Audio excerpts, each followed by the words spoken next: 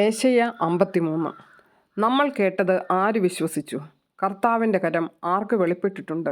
തൈച്ചെടി പോലെ വരണ്ട ഭൂമിയിൽ നിൽക്കുന്ന മുള പോലെ അവൻ അവിടുത്തെ മുമ്പിൽ വളർന്നു. ശ്രദ്ധാർഹമായ രൂപഭംഗിയോ ഗാംഭീര്യമോ ആകർഷകമായ സൗന്ദര്യമോ അവനുണ്ടായിരുന്നില്ല. അവൻ മനുഷ്യരാൽ നിന്ദിക്കപ്പെടുകയും ഉപേക്ഷിക്കപ്പെടുകയും ചെയ്തു. അവൻ വേദനയും ദുഃഖവും നിറഞ്ഞവനായിരുന്നു. അവനെ കണ്ടവർ മുഖം തിരിച്ചു കളഞ്ഞു. അവൻ നിന്ദിക്കപ്പെട്ടു, നാം അവരെ ബഹുമാനിച്ചതുമില്ല. നമ്മുടെ വേദനകളാണ് യഥാർത്ഥത്തിൽ അവൻ വഹിച്ചത്, നമ്മുടെ ദുഃഖങ്ങളാണ് അവൻ ചുമന്നത്.